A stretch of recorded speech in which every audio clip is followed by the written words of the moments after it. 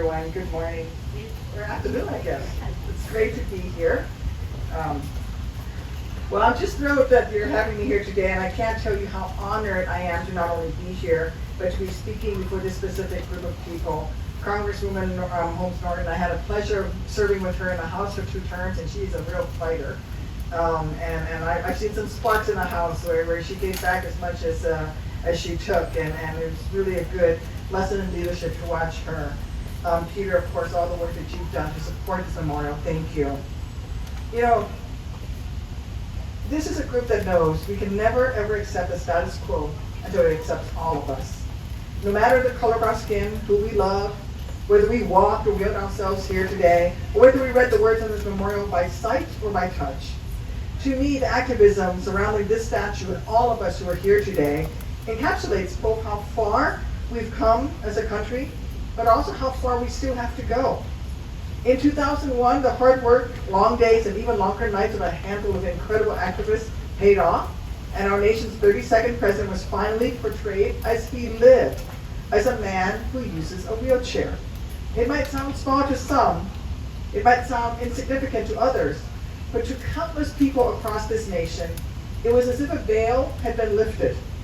For so many, this statue sent a message that in the long arc of America's history, having a disability was no longer something that needed to be shrouded. It was no longer something that had to be relegated to the shadows, no longer something to hide. In fact, as I tell a lot of people who say to me, oh, she's not confined to a wheelchair, I tell her I am way faster in a wheelchair than I ever was on my 2 legs. And I can knock down a lot more things. And also that I earned this wheelchair. This wheelchair for me is a badge of honor.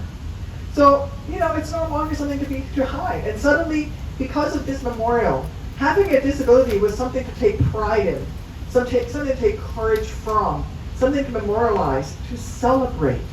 Because what those activists knew was that Franklin Delano Roosevelt didn't change the world in spite of his disability. He had the grit, the bravery, the determination to do so, at least in part because of his disability. As Eleanor Roosevelt once said, and as has been memorialized here, Franklin's illness gave him strength he had not had before. He had to think out the fundamentals of living and learn the greatest of all lessons, infinite patience and never-ending persistence. These lessons were internalized by the activists who made this statue a reality. They took the baton from the very man that they were seeking to honor, witnessing discrimination, yet refusing to let that deter them, instead channeling their frustration into motivation. Now, that baton has been passed to the next generation, because the fight isn't over yet. For while we've come closer to having the true representation for our community at this memorial, we will never truly reach that milestone until every American can access and enjoy it, including those who are blind or visually impaired, who right now are unable to read the illegible braille on the walls behind us. It is no longer past time. It is long past time that this memorial lives up to President Roosevelt's words that are inscribed upon it, that we must scrupulously guard the civil rights and civil liberties of all citizens, whatever their background. We must remember, he said, that any oppression, any injustice, any hatred is a wedge designed to attack our civilization. Of course, President Roosevelt's unjust internment of Japanese Americans reminds us that living up to our values is an enduring challenge, even among our heroes. And more importantly, it serves as a stark reminder that the hard work of forming a more perfect union never ends. So before I go on, I just want to take a moment to thank those of you who are here, who are still working tirelessly to ensure that someday soon, these Braille renderings will be accessible to the very individuals they are intended to serve. Thank you for refusing to give up, for refusing to settle, for pushing for a future in which a child with low vision will be able to put her hands on these walls and learn about the person who proved that Americans with disabilities can be anything they want to be, even President of the United States. Of course, we're also here today to mark the courage of all those who transformed the ADA into law. 31 years ago, 1,000 activists gathered close to this very spot, demanding that Congress finally give Americans with disabilities the basic rights that the Constitution promised. Dozens of those activists got up out of their wheelchairs, set down their crutches, and 1 inch at a time crawled up the 83 steps of the Capitol building. Jennifer Keelan, an 8-year-old with cerebral palsy, pulled herself to the top of the steps, telling those around her, quote, "You don't have to help me. I'll take all night if I have to." It's thanks to the strength of people like Jennifer that the logjam in Congress was broken, and that 4 months later, the ADA was enshrined into law, helping Americans with disabilities lead the full lives that we deserve. And it is thanks to the sheer willpower shown by those activists that day that I can now roll through the Capitol building's corridors to cast my votes in the Senate chamber. You know, my entry into the disability community was a world away from most people's. I'd never really been sick before. The Army had me in the best shape of my life. Then one day, in one moment, I went from the height of physical ability to a person facing a disability. But looking back, I think I truly was one of the lucky ones. Because not only did I earn my disability at a time when the ADA was already law, but I also had the benefit of recovering at Walter Reed Army Hospital. The doctors there didn't tell me that my life as I knew it was over. No one said you can't, no one said you won't. From the moment my eyes were opened, I was told that I could still do A, B, and C, and that one day soon I would again be able to do X, Y, and Z. And then they challenged you to do things I'd never even done before, like marathons. And I told them they were out of their minds.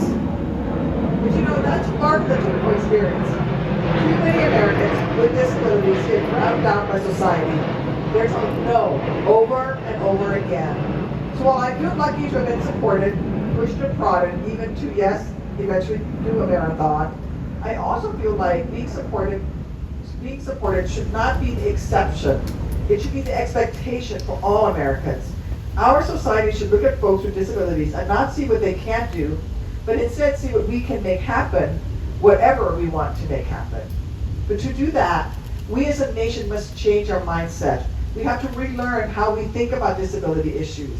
Because while we have come a long way since the ink dried on the ADA 31 years ago, everyone here today knows how far we still have to go over the next 31 years to make this country actually, truly, and fully accessible. Look, it's 2021. Our community is already 61 million strong, a number that will only grow as more and more baby boomers become disabled and face a disability due to their increasing age. We should still face a reality where some Americans can't work or get to work, can't go to school or to the grocery store. A reality where the unemployment rate for folks with disabilities is more than twice the rate of those without.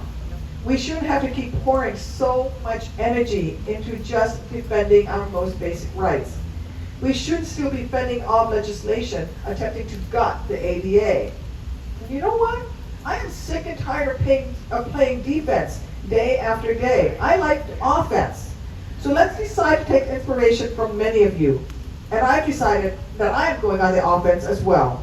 That's why I am reintroducing a bill that would incentivize businesses to actually make their facilities accessible. A policy that helps both our community and the economy by expanding businesses' customer pools to those of us with disabilities, because guess what? We have spending power too. It's why I'm reintroducing another bill that will make exercise and fitness equipment accessible to all in all of our gyms.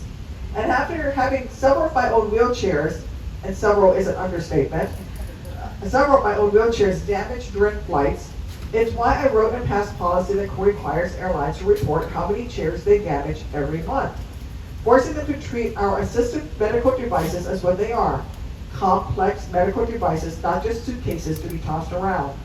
Of course, there's still even more to be done, and luckily there's a generation of young folks ready to take the baton, folks like Serena, who's here today. But that is just a start. Now there's at least some consequences for those who treat us with disabilities as if we are of no consequences.